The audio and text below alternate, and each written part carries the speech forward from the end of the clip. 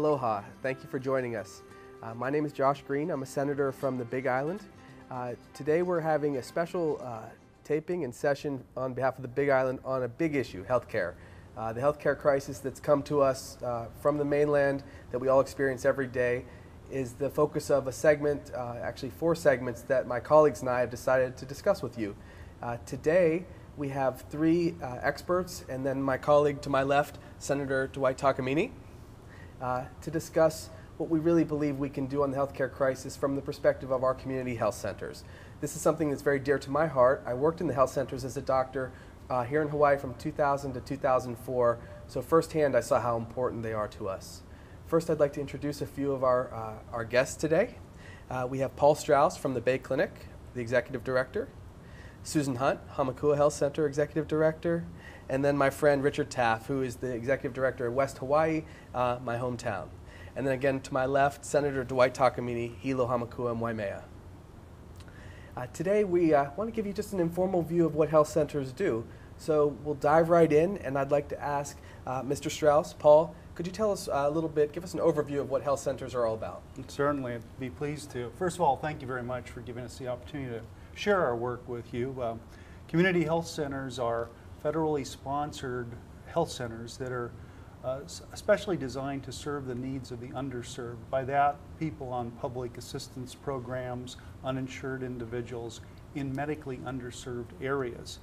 They are nonprofit entities and they are community-based and community-governed.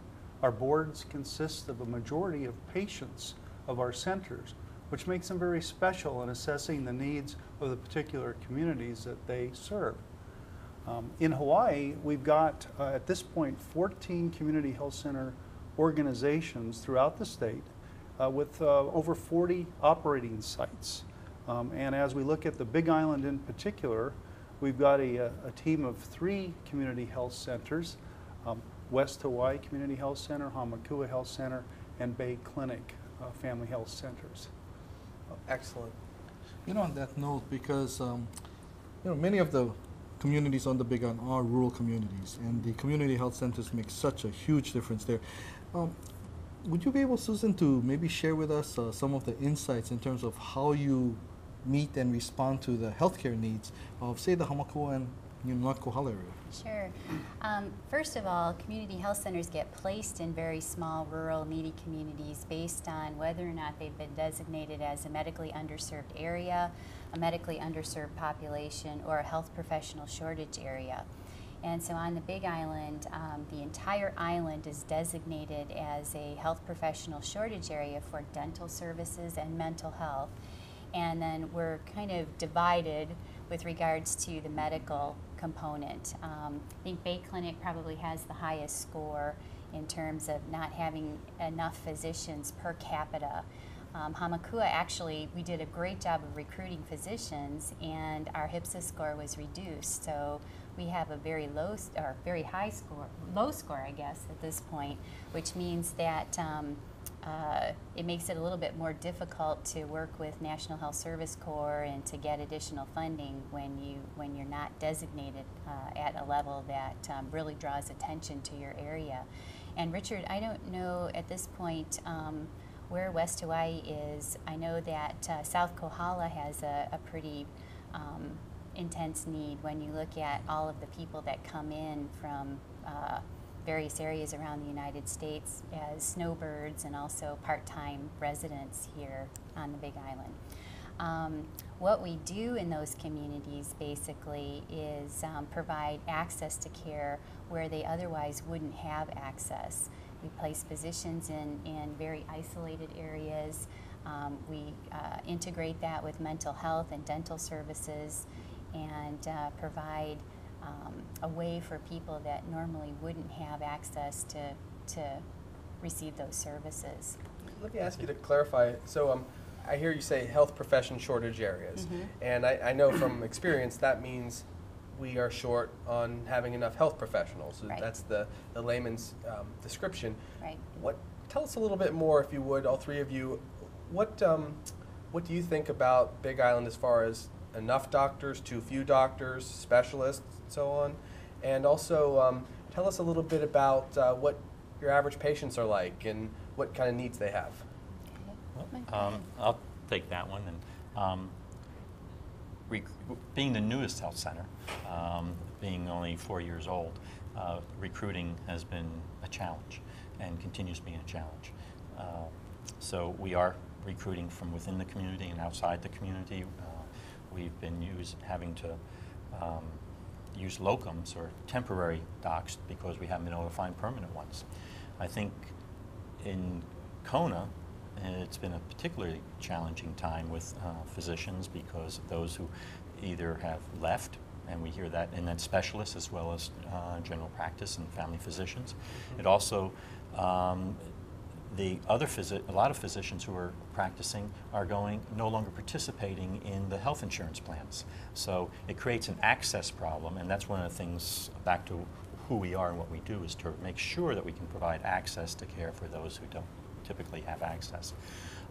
So in terms of recruiting, we're out there constantly. We have loan repayment, and so we can try to recruit physicians who are interested in maybe just out of school and they want their loans, because they can run up to $100,000 and $200,000 in loans, and if they work with us, they can get some loan repayments.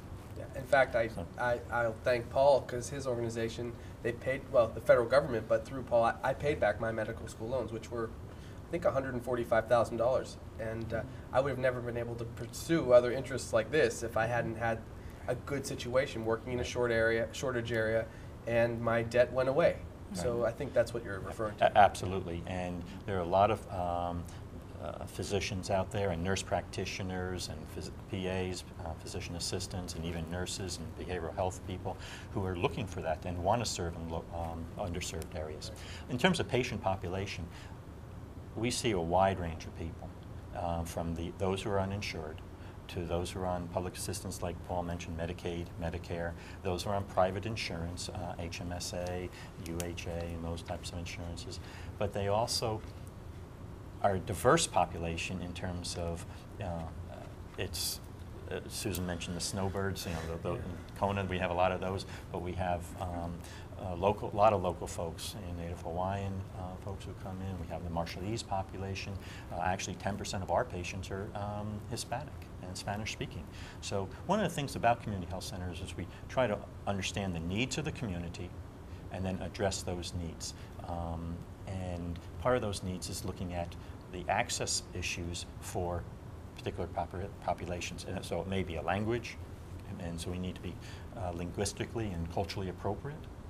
We need to be able to have people who can communicate, because if someone comes in and has a difficult time expressing what their needs are, and how can we really take care of them? And we're really about providing high quality care. And so I think we have a diverse population, and I think that's especially. Yeah, I'd like to add to that. As we look at the Big Island community, which in my mind is quite unique to urban parts of the state, we have one of the highest population growth areas, one of the highest poverty rates, and clearly poor health is associated with poverty. 70 to 80% of our clients that are coming into our centers are near or just barely above federal poverty levels.